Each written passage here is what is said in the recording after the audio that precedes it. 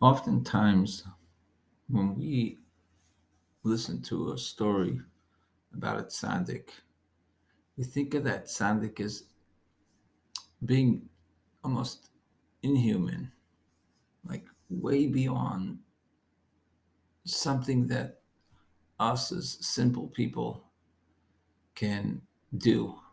We like to connect to the story of the tzaddik. We like to hear the story. We like to hear how that connection to Hashem is possible. But within ourselves, it's almost as if the actual lesson, the actual thing that the tzaddik did, is not truly a lesson that we ourselves will be able to integrate and then experience that same experience that the tzaddik went through at that specific moment and at that specific time. Now, the truth is that no one can experience life the same way as anyone else. And perhaps the level of a tzaddik in the sense of how they're able to control their inclination, etc., may not be something that we reach in our life. But it doesn't mean that when we hear a story of a tzaddik that we can't have our own life experiences that are very similar to or even mirror something that we've heard in their stories. Why? Because the truth is that we all have our own special and unique relationship with Hashem, the same way that that tzaddik has. And through our own special and unique relationship with Hashem, it's possible, if we have true bitachon, if we really trust that Hashem will do for us what's good at any particular moment, and we're working on ourselves to come close to Hashem, that we too can have awesome stories where Hashem seems close to us. So I want to share with you something amazing that happened during one of my 30-day challenges, the one that I had spoken about before, where I said to Hashem, like, life is hard. And during these 30 days, I'm going to ask you every single day, all the time, to please show me your Hashgacha Pratis, show me that the world is your letters, show me that the world is your communication to me. I'm going to communicate back to you, and I'm going to ask and ask to see your Hashgacha Pratis. And whatever you show me, I'm going to document it. I'm going to share it with my classes. So now I'm documenting a story here. I hope you enjoy this story. So one of the mornings I woke up and I had a ton of work to do. I was up like super early, I don't know, something like 4:30, 5 in the morning. And I was just trying to get my work done before I had to go to work. I don't remember if I was also tutoring that morning and I had to do double the amount of work. Basically, by the time that I finished, I had a choice. Either I was going to daven chakras in like 10, 15 minutes, or I would go to school, I would teach my classes, and after I taught my classes, I still had some time before chatzos, before midday to daven, and I could daven in the office of the school. And most days during that year, I would choose to just daven quickly if I needed to and then go to school. On one of the mornings, I bet you chose to come to school instead of davening quickly. On that morning, precisely, I was like, wait a second. If I'm spending a month dedicated to trying to see you in my life, trying to see Hashem in my life, see that there's a relationship, see that he's involved, how could I possibly just like, chick-chack, talk to him and move on? And not even almost like not talk to him just because I'm in a rush to get to my next thing. So I decided, you know what? I'll go to school. I'll give some good classes. And then I even said to Hashem, and Hashem, then I'm going to really dedicate whatever time I have to you before I have to move to the next thing after I teach my classes.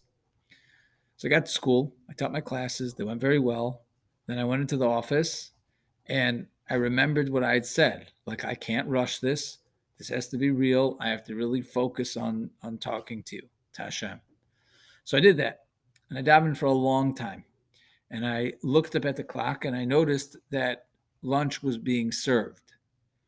And I thought to Midday it myself, struck. okay, Hashem, right now I'm talking to you. I'm not going to worry about the food. I'm going to finish my davening properly. If I wasn't going to rush it this morning, I'm not going to rush it now. This is going to be real. This is a real month for me in relationship to Hashem. So Yeah. by the time that I finished, lunch was totally over, and I was pushing the amount of time before my class in the other school.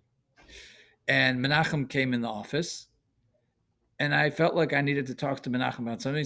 And I felt like it was more important than going to get food. So I spoke to him. So by the time that I left the office to go to the other school, I was basically like, like if I got there, I would get there right on time for my class, like right on my time.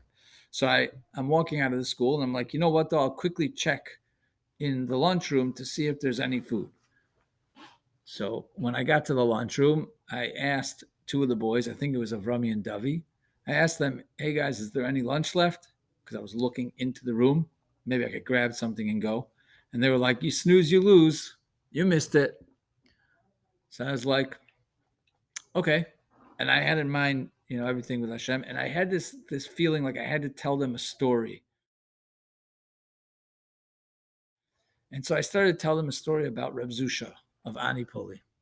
Story goes the following. So now I'm really pushing the boundaries because I've got a class in the other school. And for some reason, I feel like I have to tell them this story. This is a pretty irresponsible thing to do, to be completely honest. But I started to tell them a story. The Reb Zusha was known to, after he finished davening shachas, he would spend a long time davening in the morning. And at the end of his davening, he would open up the window in his office in the shul, and he would say outwards to the world, Hashem, Zusha's hungry. Could you please bring Zusha food? And whenever he would say that, his secretary would bring in his breakfast. Now, over time, the secretary got frustrated. Rapport? Huh? Which Remy was this? That was in the school? I'm not going to say the last name because of the video, but I'll tell you later, okay? It was an old student here. Someone that used to, not a Rappaport. Oh. So anyways, he would open up the window. He would say this. The secretary would bring in the food. And then Zusha would say, thank you, Hashem, for bringing Zusha food. Now, the one that was the secretary eventually kind of was like, you know what, I'm going to teach Reb Zusha a lesson. And I'm going to show him that the food comes from me. He's always asking Hashem. He's always saying thank you to Hashem, but I'm the one bringing the food.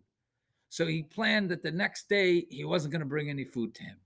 So that Zusha could understand, where does the food really come from? It comes from me. Zusha had a meal that day. So it happened to be that morning. Reb Zusha was early in the morning. He was walking to the mikvah.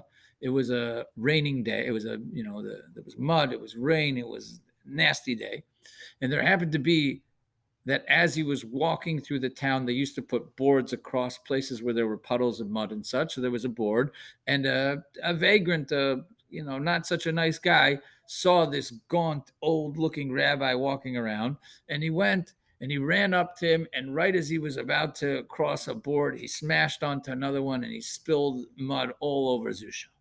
No. Zusha continued his day. He went to the mikveh. He went back to shul. He davened along Shachris. While he was davening Shachris, this vagrant man who was at an inn for the time being was talking to the innkeeper and telling the innkeeper about this absolutely hilarious thing that happened this morning about how he humiliated this silly-looking Jewish rabbi. Ooh. And the innkeeper said, who were you doing that to? And he said, can you describe him to me? So he described him. He said, oh, that was a big mistake. You did that to Zusha. Zusha's holy. No one messes with him in the town. And the man was like, what do you mean? And he starts to tell him about all different stories or whatever it was that they all knew about Zusha. And he said, oh, it's all of a sudden this vagrant man starts to feel horrible about what he did. So he said, what can I do to make up for it? So the innkeeper said, I don't know, but every morning I hear him yell out of his window, God, Zusha's hungry. So maybe when he says that, bring him some breakfast. Aha, I see where this is going. So the secretary, in an attempt to not bring Zusha breakfast, that's right. just made sure, Hashem would bring Zusha breakfast, and now the secretary is gonna understand why he says thank you Hashem and not thank you the secretary's name. Exactly. So what happens? Exactly like what you said. Reb Zusha finishes davening Shachris. He opens up his window. He says, Hashem, Zusha's hungry. Could you please bring Zusha food? In comes running this vagrant man with a plate of, some say it was cake and schnapps. And he said, here, I'm sorry for what I did this morning. And the secretary watches the man just run right into the shul, right into the room, and gives Zusha his breakfast. And now he understands. So that's the story that I said to Avrami and Davi. And after I finished, stories about Zusha that made this man so scared. I don't know.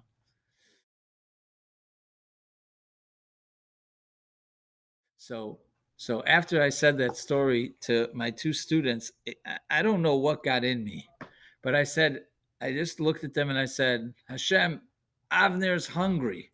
Could you please bring me food?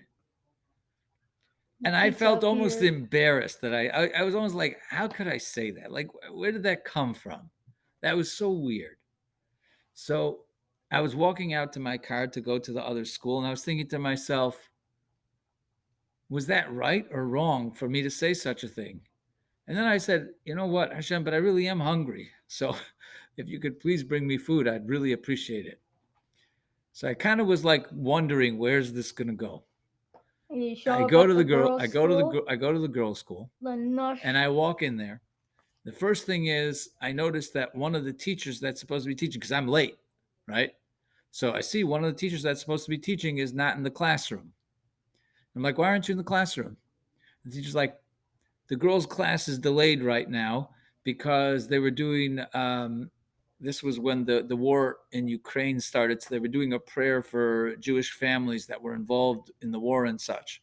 So they had like a program. This was, yeah, it was last year. It was like a month before the school year. No, it was before the school year ended. It was sometime around now. It was in March time. Wow. And so the first thing is I found out I'm actually not late. So here I am taking my time davening, missing the lunch, feeling like I should tell these boys a story. So I do. Everything turns out okay. I'm there. And I didn't miss any class.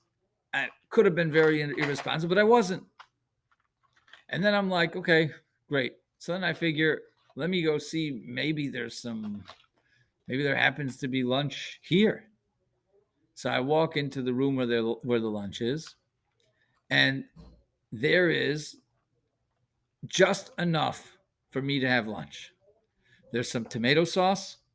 There's like 5 half slices of cheese and a bag of crackers, just sitting right there. It wasn't thrown out. There it was right there. That doesn't sound like a lunch. It was exactly what I needed. It was enough to make me feel good. And I was just, when I saw that, I was like, Hashem, thank you for bringing me food.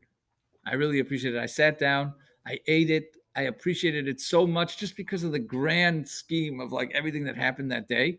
And I felt like it was a little bit like Zusha. So I found out a couple of days later from one of my students that the reason why the cheese was out, it wasn't actually a part of the lunch. The reason why the cheese was out was because she didn't like the lunch. So she asked if cheese could be brought out. And those were the pieces that were left over because she didn't like the lunch that day. So there was still 5 or 6 pieces of cheese there because she asked. And then I was able to have a lunch that I felt good and full with.